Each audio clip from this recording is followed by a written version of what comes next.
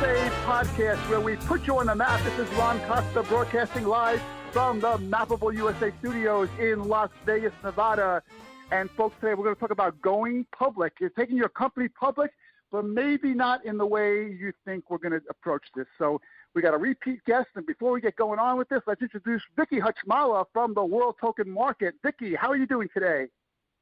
I'm excellent today, Ron. I'm excited. We have one of our favorite guests and favorite people, and he's going to tell us how perseverance will strike gold for you, and can't wait to get started. Great. So let's introduce Darren Marble. Darren is the CEO of Issuance. He's the co-founder and the co-CEO of Crush Capital, and he's the executive producer of Going Public. Darren, how are you doing today?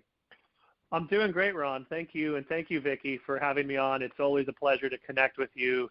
You guys have been in this space from the start like we have, so we're old friends at this point, and it's a pleasure to be back. Yeah, it's great to have you on the show. And Darren, it's interesting, when we had you on the show previously, it was pretty easy to introduce you. Now you got all these accomplishments on your name, so it takes a little bit longer time. It's been a long time coming, man.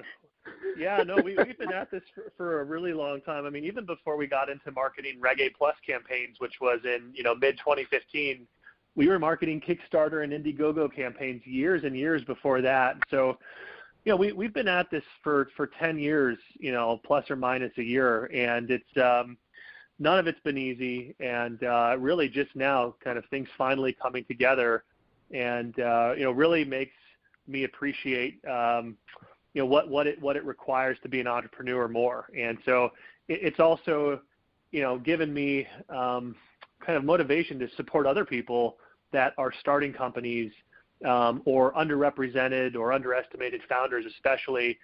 Running a business, starting a company, it ain't easy. It's one of the most challenging things that a human can do. And really for me, it took me a good 10 years to get to a point where things are finally coming together and really taking off in a good fashion. But I appreciate the support. Yeah, you're certainly a authority in the industry for sure. And if anyone out there who hasn't listened to our previous podcast with you, why don't you give a quick background on what you were doing and how you got to where you are right now?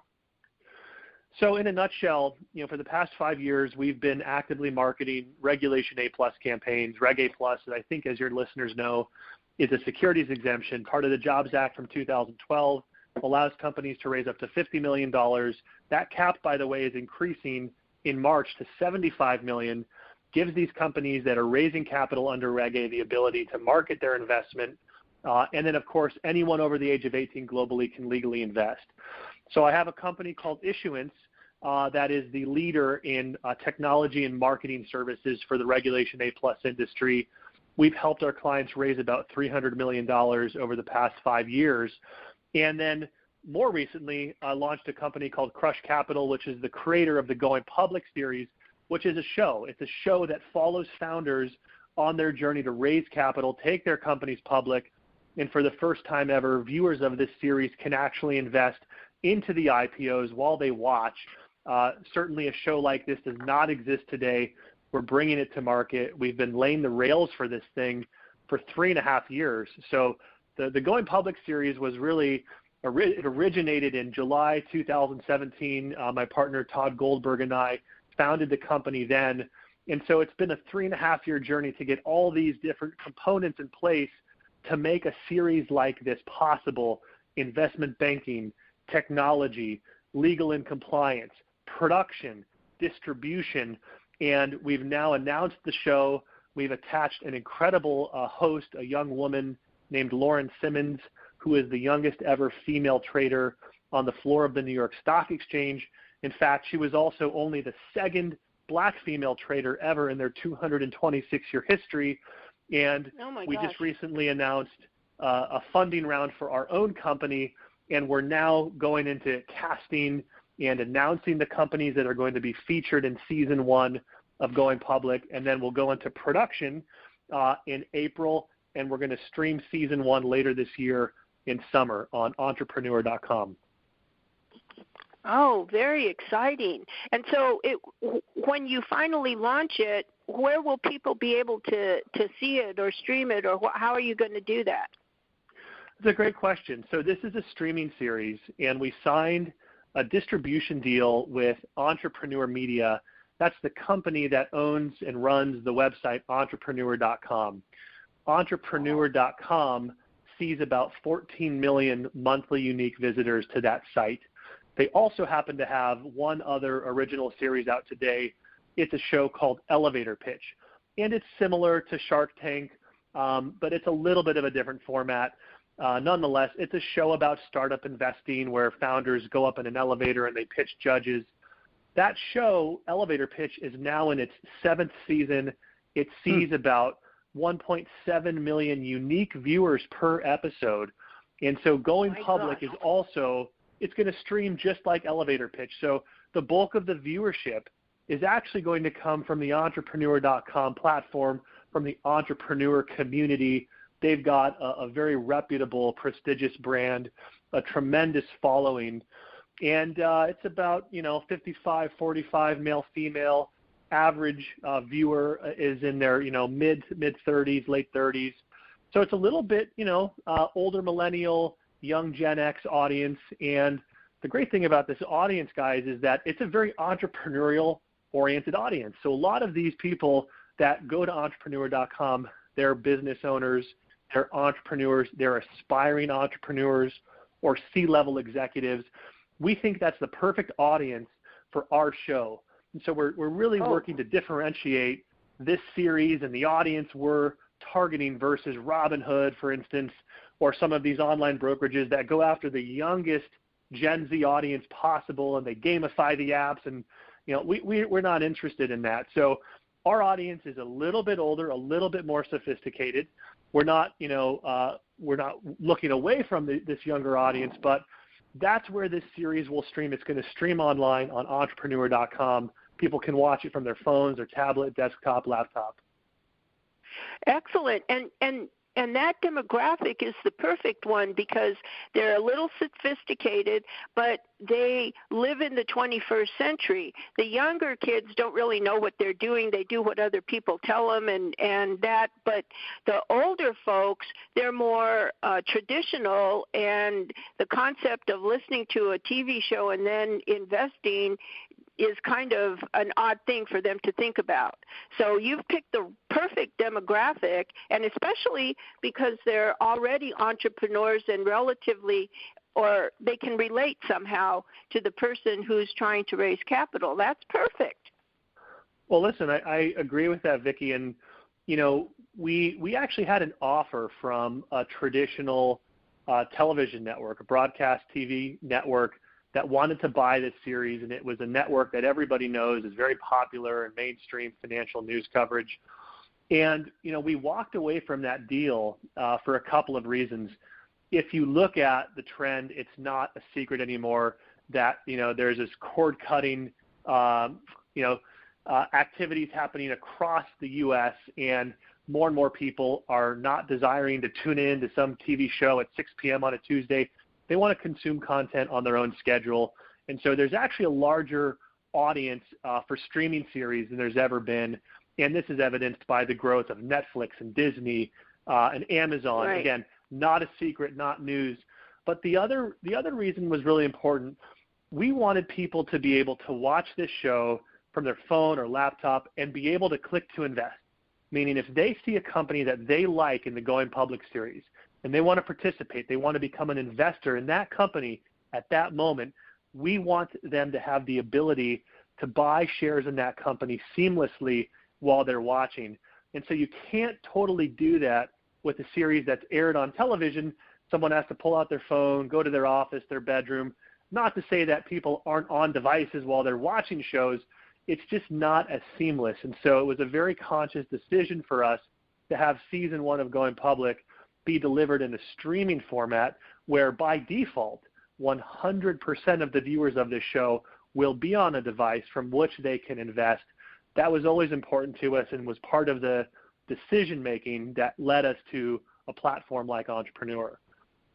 And it's perfect for branding and marketing because you have you're providing the information, you have the person watching or listening, whatever, and then they buy in right away because you get that emotional connection to what they're looking at, and I would think that would create a higher volume of investors than the traditional way, or even, when you're looking at it after the fact. You don't get that emotional buy-in.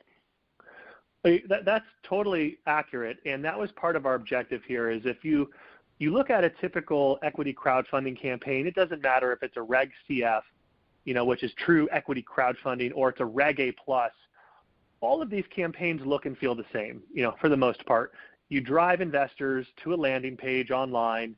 There's a video at the top, and then there's a story about the company. There's information about the investment. You click through to the offering circular. And kind of the biggest sales tool for companies in that mode is that 2 to 3 minute video at the top of the page. And while we've seen companies have a lot of success there, it's still a very limited, format. It's not the most engaging way to communicate or create a bond with a prospective investor. So we thought, well, if we were to put these deals into a series where we tell the stories of founders week to week for 10 weeks, these are 25-minute episodes, and we pick 5 companies, and we highlight each of these companies for 2.5 months, and we call it a season, that is much more interesting for the viewer. That allows the founder to talk about their background, their history as an entrepreneur. What did it take? We talked about my background. What did it take as a founder who started a $20 million a year skincare business that was rejected on Shark Tank years ago, but somehow they found success. They applied to Y Combinator. They got in. They went on to raise $15 million from a who's who of Silicon Valley venture capitalists. They immigrated from China. They didn't speak the English language when they came here to the U.S. You can't tell all of that story in a 2-minute video. There's no room for it. No. So the whole point of this show is to really provide the audience an in-depth view of these founders. And it's important to note that we're committed to diversity in this series. Really, really important. So the first companies that we're announcing, these are companies that are founded by female founders, minority founders, underrepresented founders. And the reason is because we believe that these types of founders are actually the most representative of the entrepreneurial spirit in the United States today. And beyond that, Reg A+ and Reg CF, these securities exemptions, they democratize access to capital for underrepresented founders specifically. If you look at the VC landscape, the bulk of that capital goes to white men, 97% of those dollars. And so equity crowdfunding, these tools provide a level playing field for minority founders, underrepresented founders. But we're really excited to announce some of these companies who are effectively the stars of the show. The companies raising capital, they are the talent, they are the cast for season 1 of Going Public. We've already signed a few of them, and in the next few weeks, we're going to announce them one by one, and they will be the stars of this series. How exciting. So how did you decide how did you go about looking for the companies that you were going to feature? Did you just go out blind and then find these that really appeal to you, or how did you do it? That's also a really good question. So we have cast a wide net for companies for season 1. We have a site where companies are applying. That's goingpublic.com. Today, it's a casting site where companies can apply to be featured in the series. In the next few months, it will turn into an investment platform. We've had the good fortune of being in the news a lot, and we've had features in Axios, New York Magazine, Bloomberg Radio, Fox Business. Our host Lauren Simmons has been the face of this company and the face of this PR campaign for several months now, and will continue to be. And so we're generating a lot of awareness for this show through our PR campaign, general marketing, and then we've been in this industry for a number of years, so we're getting a lot of referrals from securities attorneys, audit firms, our investment banking partner, the team at Roth Capital Partners, in Southern California where we live. So we're getting deal flow from kind of a mix of channels, and ultimately we're looking at these deals, Vicki, with a very dynamic lens. We're not just looking for a founder that's really charismatic and is going to be good on TV, nor are we looking for a company that's just a pure great investment. Because you could have a deal that could be a great investment. It's not going to play well in a series like this. Business could be too complicated, too technical for the average viewer to really digest and grasp. We're looking for both. We want incredible, talented, underrepresented founders that are running well, successful, high-growth, high-quality businesses, companies that are on the verge of going public or are almost on the verge of going public, could be ready for an IPO now or in the future. And so we have a production team that's helping us vet deals with a production lens. We have an investment bank that's helping us vet deals from an investment banking lens and doing their traditional due diligence on all of these companies. So ultimately, we're looking for a mix of qualities so that we can serve up the best companies in this show.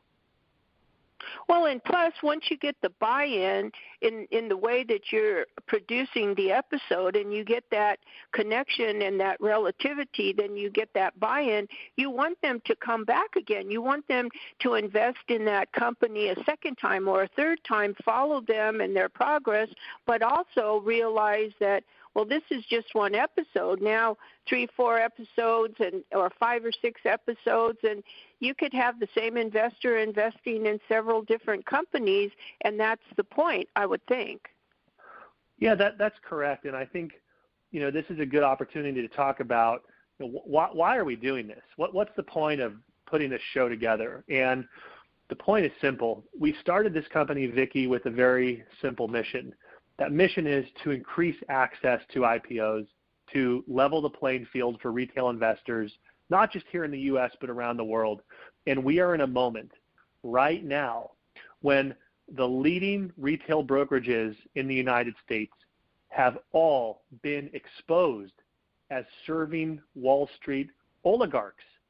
This is indisputable. Yeah. Firms like Robinhood, which have a track record of lying to their customers, they paid a $65 million fine to the SEC because they misled their customers, Vicki, about how they make money. These firms can no longer be trusted. They are not out to democratize finance. They are here to serve Wall Street, period, end of story. They are exactly. They're a wolf in sheep's clothing. We're sick and tired of it. The general public is sick and tired of it. And Todd and I see that there is a moment for a firm like ours to truly step in and to genuinely advocate for retail investors, to truly support the notion that retail investors deserve an opportunity to get access to this new alternative asset class, for them to be able to invest in private companies, for retail investors to be able to invest in IPOs, either alongside institutional investors or maybe even exclusively. In fact, we think that some of the best IPOs in the future, and this is a prediction, are going to be 100% retail driven, meaning a company that raises capital in a small cap IPO, we think 100% of that IPO should be allocated to retail. Let the institutions buy in the aftermarket. Let the smart money come in after the retail. That's how it should work. But of course, it's the opposite. And so you've got all these firms that say they're out there for the little guy. They're out there screwing the little guy. They're selling your data to Citadel so Citadel can beat you to the trade. That's how they work. That's their business model. It's called payment for order flow. Payment for order flow. It's not a secret anymore. All of these firms, they're not here to support you. They're here to exploit you.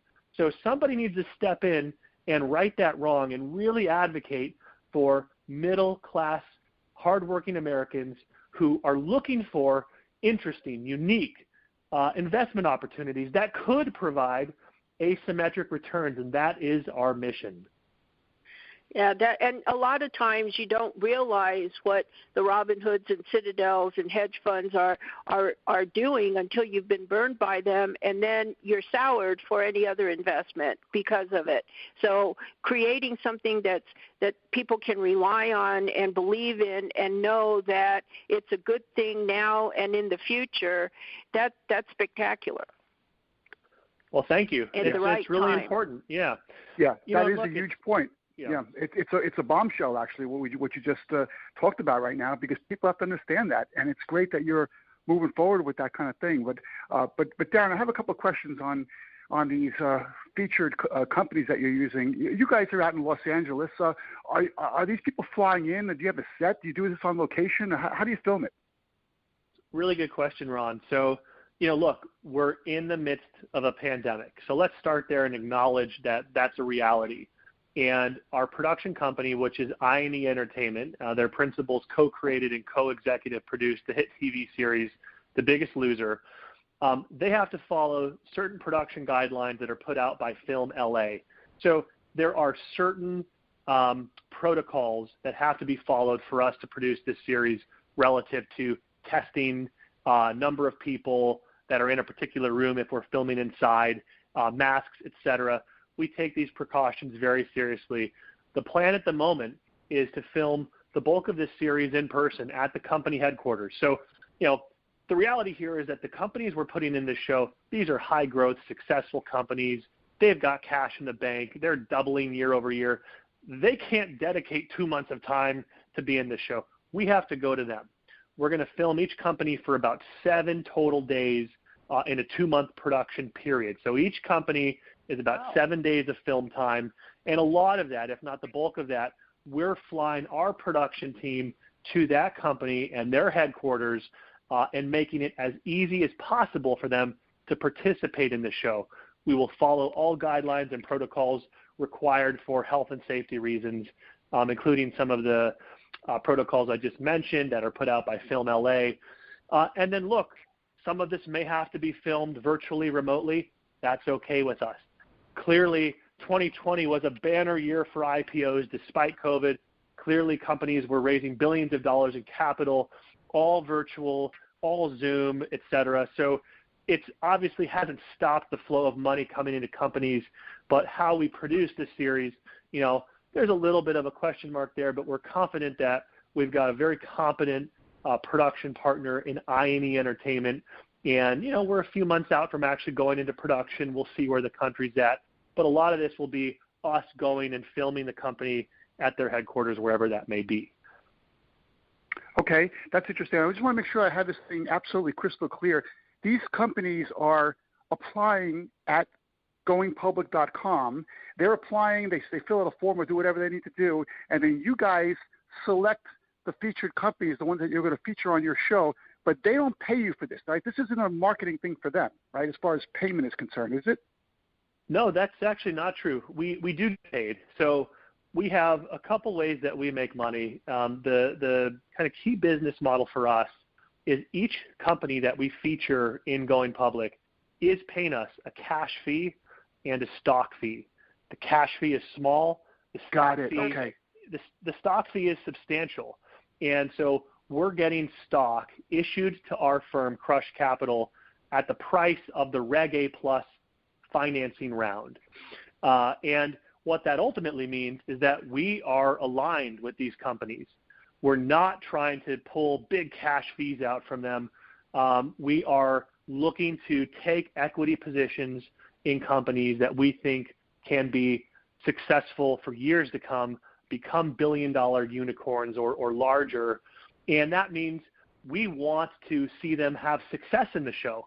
We want to see them not only raise capital or go public, we want to see them acquire tens of thousands of new customers at the same time.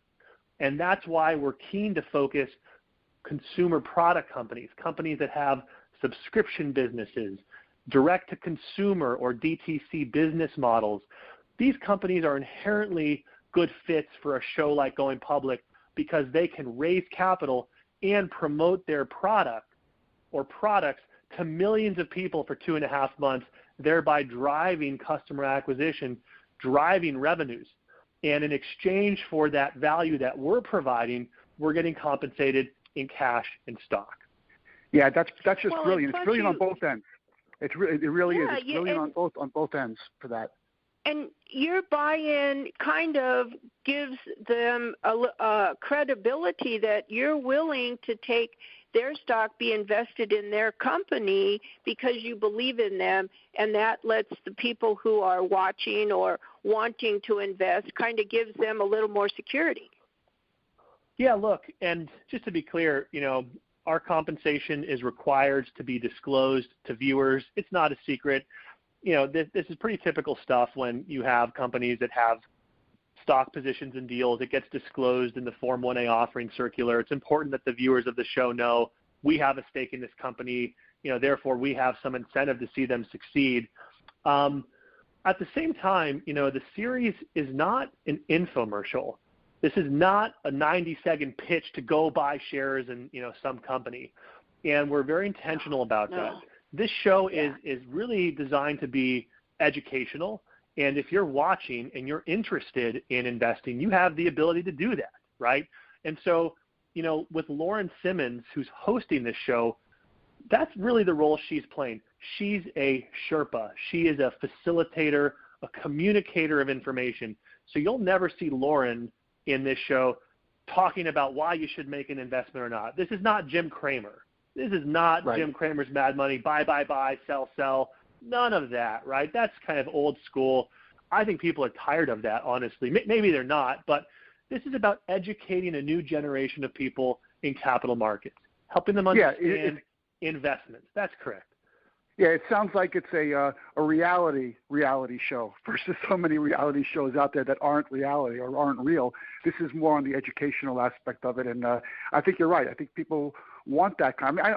Me in particular, I got to tell you, Darren, I don't know, maybe it's because I'm getting a little older, but I watch documentaries all the time now over regular shows. I think the documentaries, people's stories and things like that, how they got to be where they are, history, etc., is fascinating. So this is a show that I think is going to kill it. I really like this whole concept. It's a great idea. Oh, yeah. Well, thank you. And listen, it's funny because my wife and I are watching the Michael Jordan documentary right now. I think most people have seen this, right? I'm not I've seen it. Hardcore sports guy, but the Last Dance, and it's so well done, and it's an in-depth look at this one incredible sports superstar and Michael Jordan and how he became who he is and the trials and tribulations and pressure of that journey. And that's what this is. This is a documentary series about companies raising capital where the viewer has an opportunity to participate by investing. But it's not an infomercial. This is not a boiler room pitch. It really is designed to be a documentary series that provides an in-depth look at these incredible, extremely resilient and promising founders as they're going out to raise capital and potentially take their companies public and give the viewer an opportunity to come into the deal if they're interested in doing so. Yeah, and you do it in a way that's interesting so that people can enjoy it too and get something from it educationally and maybe motivationally, et cetera. You mentioned the Michael Jordan one. I thought that was a great documentary, but I kind of watched that with pain in my heart because I'm a Knicks fan. I remember what Michael Jordan did to my Knicks all those years. Oh, yeah. He was intense, man. It's funny. I mean, it's like he was really intense. It's almost like, there's a kind of an analogy you could make about Jordan was to basketball what Steve Jobs was to Apple. That's right. Some of these guys, they have this reputation for being a little arrogant, kind of an asshole, and but look at what they built and the teams and the wins and the championships. And maybe that's what it takes. Maybe you need somebody like that. I don't know. It's the prerequisite. You have to be a little bit oddball, and you have to be visionary, and you have to be so focused that you forget about everything else, and then you become the Michael Jordans and the Steve Jobs of the world, just because you're kind of quirky. Yeah. No, it's a great show. So that's definitely the analogy here. Yeah, and Darren, another question. You guys are going to have advertising on this show? Sponsors or something like that, or is it just going to be your regular 25-minute episode or whatever you said it was? So really good question. Yes, there will be sponsors of going public, and we're very close to announcing the first sponsor of this series. The sponsors are, we've been very lucky here because we right after we announced the series and we announced Lauren, we said, hey, let's throw up a sponsor button on this site and maybe we'll find a sponsor. Some small law firm wants to promote their brand and their practice, And what we got was an inquiry from a $30 billion top 4 global audit firm and a $180 billion telco company. And we were just kind of blown away. And it was a little bit surreal. But no, there will be sponsors, and there's different levels of sponsorship.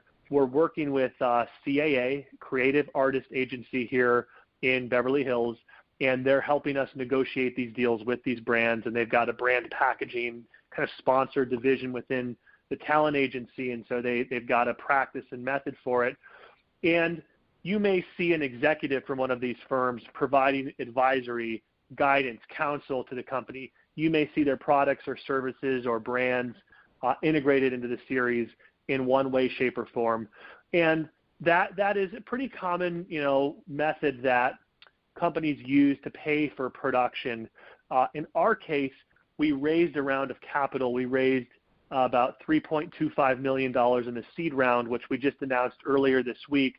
And when we, set out to raise this money, the thought was we're going to put half of that into production. So our production budget for season 1 is $1.5 million. We didn't sell this deal, or we didn't sell this show to Entrepreneur. We didn't sell it to a network. We struck a deal, but we're paying for production. And now it looks like we're in this fortunate position because we may not have to allocate all of that money that we've raised, or half of it, I should say, to production, because one or more sponsors may take the entire budget. And in exchange for those sponsor dollars, you may see one of these brands integrated into the show. And so that's where it's headed. I think we'll have maybe 2 or 3 sponsors for season 1. And, it's a little tricky, I think, from the sponsor standpoint. They're really intrigued. There's a lot to like about this. At the same time, there's this X factor here because it hasn't been produced. It hasn't streamed. And so who knows what's going to happen, and will it work? Will it fail? And how will these companies play out? And is it going to be entertaining? So these are real concerns that I think sponsors have, and there's a leap of faith moment here. But I'm confident that, we're going to get them to cross the finish line. I think we've got enough going for us at this point where they can see that we've aligned ourselves with world-class partners, world-class production company, an incredible host in Lauren Simmons. And as we announce these companies, then it becomes real. Now it's like, wow, this is a company that's doing $75 million in revenue. They've got an A-list cap table. A lot of these companies, guys, they could raise money anywhere. They could do a Goldman Sachs-led Series A. They could merge with a SPAC. But no, they're walking away from those traditional financing options and leaning into going public. So I think once we start announcing the companies, who's going to be in the show, that's going to be the unlock that pushes some of these sponsors across the finish line for us and kind of seals it. Boy, that's exciting stuff. Vicki, is this interesting information or what? It is. And Yeah. I'll say one last thing, Ron. You know that I've always said that Darren is just outrageously special, and I really like Darren. He proves that when you believe in something, you never give up, and when you're successful at it, you still don't give up. You make it better. And all I have to say, Darren, is kudos to you for changing the world for the better. Well, Vicki, that means so much to me, and I really appreciate it. And you guys know more than, pretty much everybody how long we've been grinding. And I told you before this call, the recorded interview, that, it was not an easy road to get here. I went into a $250,000 in debt, taking out credit card, maxing out credit cards, a line of credit, and that was also maxed out, and really bet it all in this industry on myself. And there were moments where I thought this thing was going to come crashing down, not even in the too distant history, very recent, in fact, where I wasn't certain if we would get through it.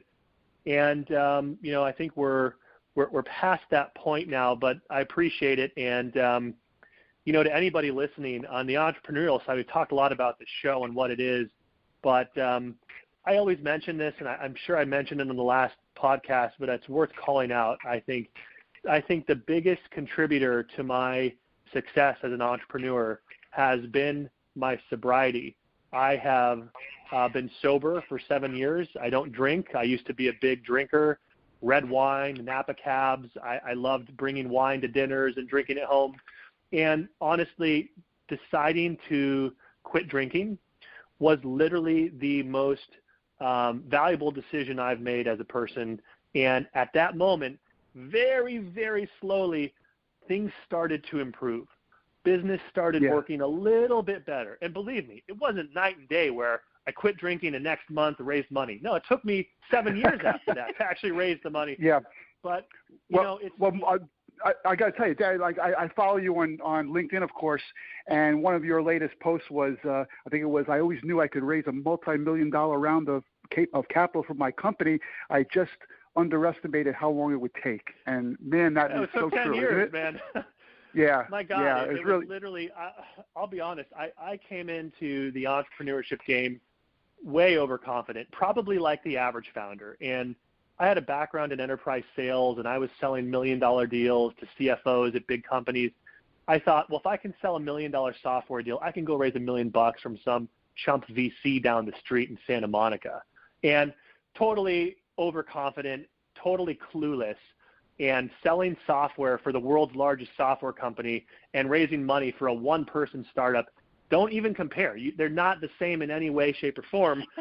And so it's been a tremendously humbling experience and a lesson in patience. And so I encourage anybody listening, if you're starting a company, stick with it, have a long-term lens, play the long game, never, ever, ever give up. And if nothing is working for you, I challenge you to quit drinking for just 90 days, because that first 90 days was the first step for me on a personal level. It turned into 6 months, 1 year, 2 years, 7 years. But I'm telling you that I put 100% of my time and energy into this business. I have a family, I have a wife and kids, but when you're drinking or you're using drugs or smoking, you're a little bit distracted. Even if you're not a raging alcoholic or a drug addict, it's just enough of a distraction to throw you off your game, and you might miss that one opportunity that could change everything for you. And when that opportunity comes, you don't always know that that's the moment. You need complete clarity and focus, because that's how it was for me. There was a moment in time, a transition, where one deal changed the game for us a few years ago. And had I been drinking, I think I would have missed it. I don't know if I would have been able to actually cross the chasm. So that's something I just want to put out there to people listening is, consider sobriety as a competitive advantage in building your business. Yeah, and Darren, you never know how close you are to success. You never know. It could be the next day. No matter what you say, Darren, the other thing that you had was you had a good wife standing behind you, supporting you, and making it happen. That is a fact, Vicki. And man, my wife has been to hell and back with me in this journey, and extremely supportive. And she believed in you. Oh my God, extremely supportive. And at times it was like, hey, babe, I'm going to do this. She's like, oh, I don't know, but she's still stuck with me. And it's important. I mean, you got to have somebody rooting for you. And a lot of people don't. And I did. Yeah. And it made her uncomfortable. And she had her doubts. And, she told me these doubts. And, it's been a lot. It's a lot of stress, not just as a founder, but that burden, that anxiety, those feelings, they peel off of you and hit the next person in the room. And that could be your wife, your significant other, your children, family members, friends. It's intense. I mean, it's a little bit of like going to war. And, there's some battle scars you get being a founder. And it's important to have a support system and people that believe in you and support you. And I couldn't have done it without my wife. That's a fact. Yeah, and Darren, how do I guess if people want more information on what we've been talking about, going public is goingpublic.com and issuance is issuance.com. Is that right? Yep, that's correct. And then I'm active on Twitter at Darren Marble or on LinkedIn as well. And always happy to connect with fellow entrepreneurs or companies that are interested in learning more about Reg A Plus or how the series works. I try to be available and accessible to people in general because I know how hard it is. I know the incredible amount of rejection and just, getting totally ignored and written off. I've been through it, for a decade, and it's tough. And, they say it's supposed to wash off you like, water on a duck's back is what a manager told me years ago. And it sounds nice, but at some point, man, it adds up, we probably pitched, 350 investors in this thing. I've got 200 documented rejections. No, for this reason, that reason. We don't believe it. We don't like it. It's not legal. You can't do it.